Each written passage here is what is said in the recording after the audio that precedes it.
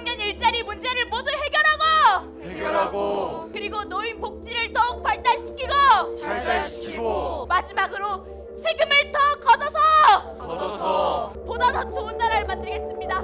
저 기호위원 클레어를 꼭 뽑아주십시오.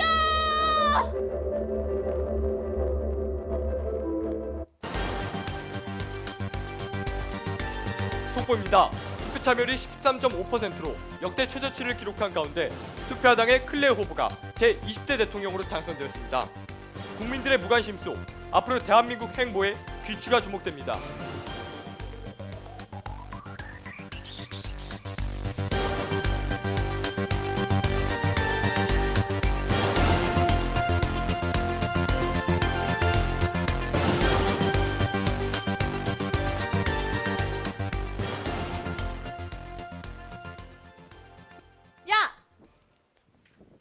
야, 근데 오늘 무슨 날인데 학교도 지고 다 쉬냐? 야, 넌 세상 돌아가는데 관심이 그렇게 없냐? 오늘 그 뭐더라? 제발 관심 좀 가져 둘 다. 오늘 선거 날이잖아.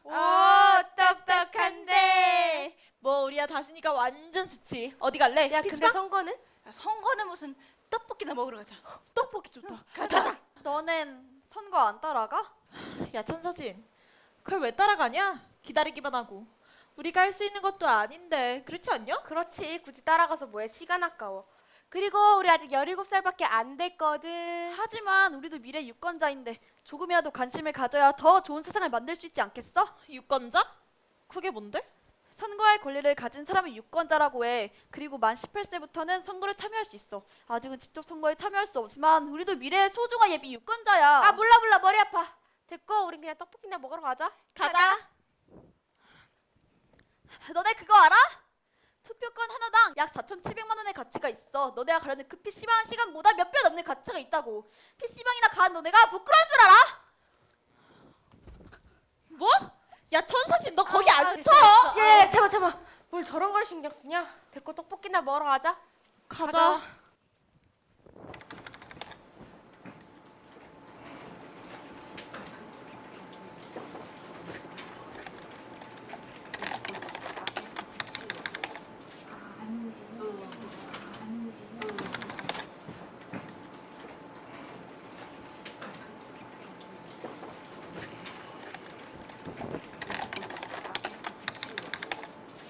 자원!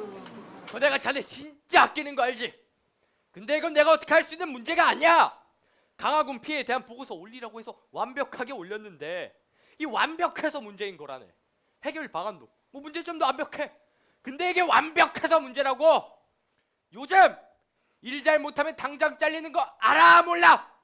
자네! 당장 해고야!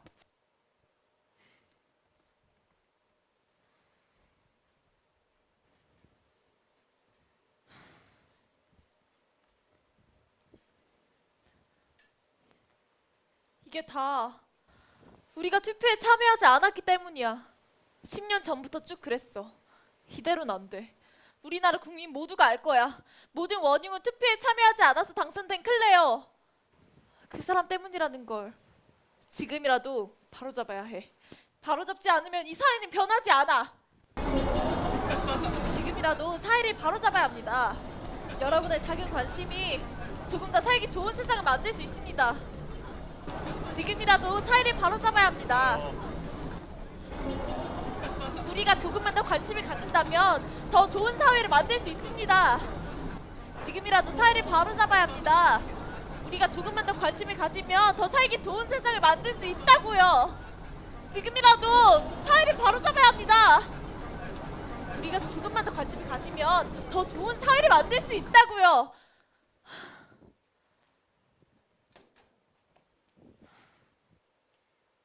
저기요.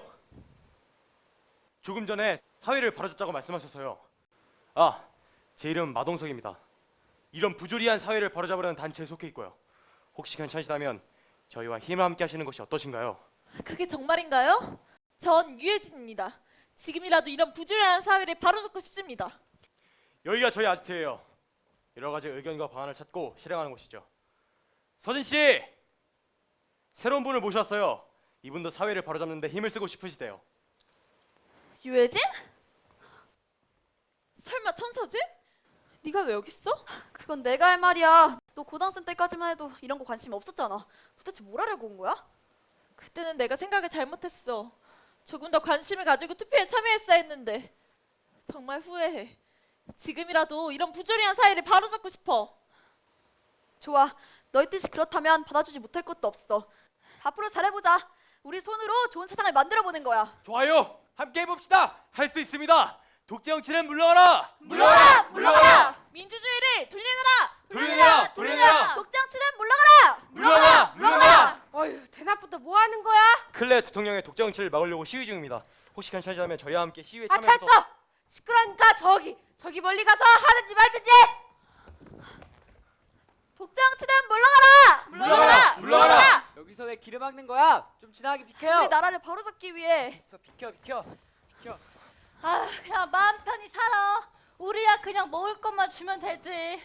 청년들 그런다고 거야. 세상 바뀔 줄 기다려, 알아? 기다려. 그만들 좀 해. 기다려. 그런다고 달라지는 거 하나 없다니까. 다들 시끄럽다니까. 기다려, 청년들 기다려. 그런다고 나랑 기다려. 같이 살아? 기다려. 여기는 하나 없다니까. 기다려. 하실 기다려. 거야? 돼요. 그런다고 바뀌지 나랑 않는다고. 그런다고 나랑 시끄러우니까. 알아?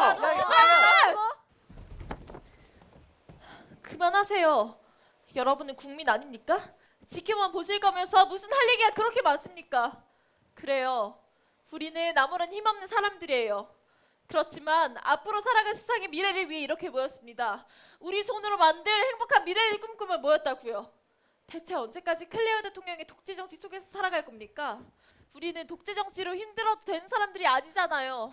이제 우리를 나라를 책임지는 사람을 고르자고요. 맞아요.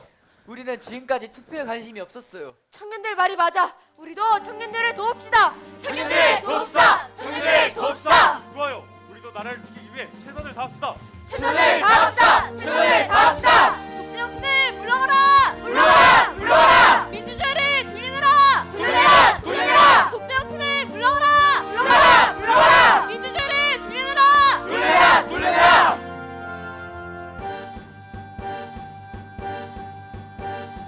대한민국 5천만의 유권자들아, 투표의 중요성을 알고 있느냐?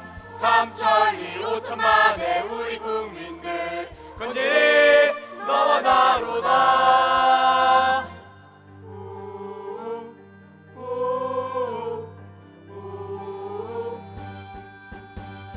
독재 정치 강하다고 겁이 낼 건가? 우리들이 약하다고 낙심할 건가? 정의의 날색칼이 비키는 곳에 이 길이 너와 나로다. 너 살거든 유권자의 희망이 되고, 나 죽으면 독재자의 발판이 되미. 친구야, 너 나의 손 아니냐? 빛내리 너 나로다.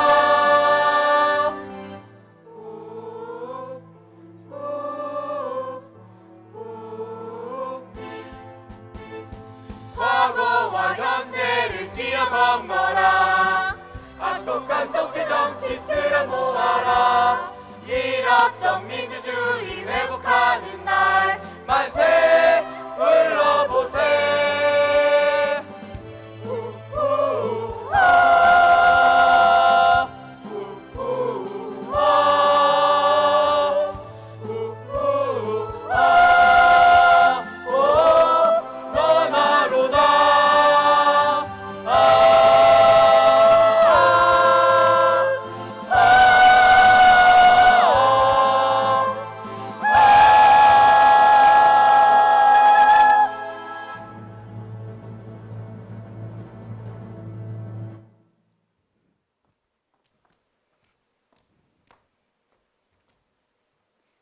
투표 참여하는 사람은 주인이고 그렇지 않은 사람은 손님입니다. 우리는 주인으로 머물 것입니까? 아니면 손님으로 머물다 갈 것입니까?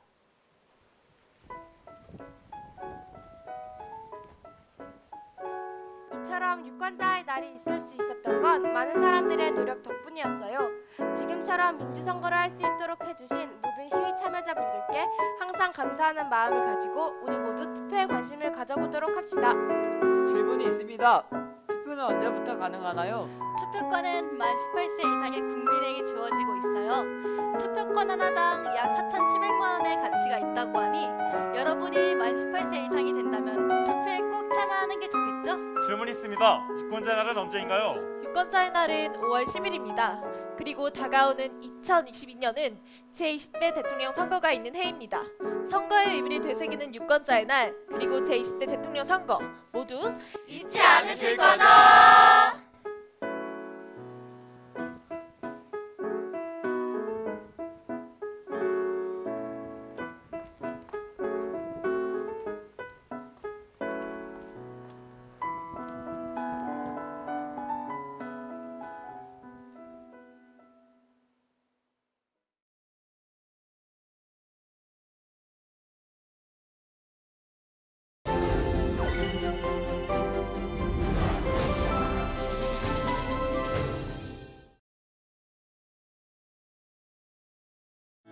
안녕하세요. 민주시민교육으로 치료하는 대한민국이라는 주제로 강연할 초등학교 교사 이창원입니다. 저는 올해 6년차 초등학교 교사인데요. 지난 6년 동안 약 5,000시간 이상의 수업을 아이들과 함께 했습니다. 저는 오늘 제가 했던 5,000시간 이상의 수업 중 가장 기억에 남는 질문을 받았던 제 수업 이야기로 강연의 시작을 열어보고자 합니다. 올해 귀여운 1학년 아이들 담임을 맡고 있지만 작년까지만 해도 내리 3년 동안이나 6학년 담임을 맡을 정도로 저는 많은 시간을 6학년 아이들과 함께 했습니다. 6학년 사회과 2단원, 우리나라의 경제발전 파트를 아이들과 함께 공부하고 있었습니다. 그 중에서도 우리나라의 자유시장 경제에 대한 이야기를 나누고 있었는데 우선 교과의 내용을 함께 살펴보도록 하겠습니다. 개인은 더 좋은 일자리를 얻으려고 다른 사람과 경쟁을 하기도 하며 이러한 경쟁에서 앞서고자 개인은 자신의 능력과 실력을 높이려고 노력한다. 우리나라 자유시장 경제의 속성인 경쟁에 대한 이야기를 나누고 있었습니다. 이때 한 학생이 손을 번쩍 들며 제게 질문했습니다. 선생님, 지금 저희가 공부하고 밤 늦게까지 학원 다니는 이유도 나중에 경쟁에 이겨 좋은 일자리를 갖기 위해서인가요? 저는 교과의 내용이 이러했기 때문에 아이들에게 아니라고 답할 수가 없었습니다. 그때 고맙게도 다른 학생이 저를 대신해서 그 질문에 대한 답을 해주었는데요. 야, 당연하지. 우리 엄마가 그러는데 학교 선생님 되려면 전교 10등, 의사 되려면 전교 1등 해야 된다고 했어. 이렇게 초등학생 때부터 직업과 성적을 매치시키며 이야기하는 아이들의 모습을 보며 저는 담임으로서 굉장히 안타까운 마음이 들었습니다. 제가 대학생 시절 교육 철학이라는 수업을 들은 적이 있었는데 그 수업을 듣고 제가 느낀 교육의 목적은 개인의 행복이었습니다. 그런데 우리 현실교육에서의 교육의 목적이 좋은 일자리 갖기라니 정말 이상과 현실 사이의 괴리가 크게 다가왔습니다. 이렇게 우리 학생들은 지난 수십 년간 경쟁을 통한 성취를 강요받는 교육을 받아왔습니다. 자유시장 경제에 있는 무시무시한 경쟁이란 녀석을 아무런 여과장치 없이 교육의 영역으로 끌고 들어와 끊임없이 아이들을 경쟁시켰는데요. 쓰이는 사람이 되라. 이 사진은 제가 2013년도에 안양소년원에서 검정고시 강사로 봉사활동할 때 직접 찍은 사진입니다. 우리 교육은 이 문구의 진정한 의미를 왜곡시키는 교육을 하고 있었습니다. 마치 쓰이는 사람이 사회적으로 성공한 사람인 양 아이들에게 주입시켰고 그렇게 왜곡된 의미를 받아들인 아이들은 쓰이는 사람이 아닌 성공한 사람이 되기 위해 열심히 노력했고 열심히 공부했습니다. 그 결과 세계 최고 수준의 학력을 갖게 되었습니다. 보고 계신 자료는 피사라는 시험 결과인데요. 피사는 OECD 회원국 청소년들의 학업 성취도 수준을 객관적인 지표하에 순위화한 데이터입니다. 자랑스럽게도 우리 학생들은 세계 최고 수준의 학력을 보여주고 있습니다. 뿐만 아닙니다. 여기에 대한민국 국민 특유의 근면성실함이 더해져 대한민국은 한강의 기적을 이루었습니다. 한때 세계 최빈국에서 오늘날 세계 10대 경제 강국으로 도약하기까지 우리 교육의 경쟁을 통한 성취는 개인 발전과 국가 발전 모두에 크게 기여하는 듯 했는데요. 그런데 경쟁의 끝엔 언제나 늘 승리자만 존재할 수 있었을까요? 아니었습니다. 경쟁의 본질상 소수의 승리자보다 훨씬 더 많은 다수의 패배자 또는 패배자로 낙인 찍힌 이들이 하루하루 열등감에 시달리며 고통받고 있었습니다. 대한민국은 지난 10수년째 OECD 국가 중 자살률 1위입니다. 대한민국은 전 세계에서 가장 아이를 낳지 않는 나라이기도 합니다. 특정 국가의 미래를 가늠해 볼 때 저는 이 자살률과 출산율은 매우 중요한 지표라고 생각합니다. 자살률이 가장 높고 출산율이 가장 낮다면 과연 그 나라에 희망이 있다고 우리는 이야기할 수 있을까요? 그 나라가 정말 현재 건강한 상태라고 우리는 말할 수 있을까요? 저는 아니라고 생각했습니다. 그래서 이상의 데이터를 바탕으로 현재 우리나라 대한민국을 진단컨대 우리나라 대한민국은 많이 아프고 위중합니다. 그러면 우리는 어떻게 우리의 소중한 대한민국을 치료할 수 있을까요? 그것은 정치를 바꾸는 일에서 시작해야 합니다. 정치를 정의할 때 100명의 학자가 있으면 100가지의 정의가 나올 정도로 그 정의가 굉장히 다양한데요. 저는 그 중에서도 데이비드 이스턴의 가치의 권위 있는 배분이라는 정의를 정말 좋아합니다. 왜냐하면 이 정의를 통해 현재 우리 사회를 진단해 볼 수 있기 때문인데요. 우리 사회는 지난 수십 년간 가치의 권위 있는 배분 방식으로 경쟁을 채택했고 경쟁만이 정의로운 가치 배분 방식이라며 끊임없이 아이들에게 경쟁을 강요했습니다. 이제 우린 이러한 정치를 바꾸어야 합니다. 정치를 바꾸기 위해선 무엇이 필요할까요? 아마도 굉장히 많은 것들이 필요하겠지만 적어도 제가 몸담고 있는 교육의 영역에서만큼 제가 고민 끝에 내린 결론은 바로 이것이었습니다. 민주시민교육입니다. 민주시민교육을 통해 성숙한 민주주의자들을 양성하여 국가의 정치를 바꿀 수 있습니다. 저는 오늘 이 자리에 민주시민교육의 중요성을 역설하기 위해 나왔습니다. 그러면 이렇게 중요한 민주시민교육의 목표는 무엇일까요?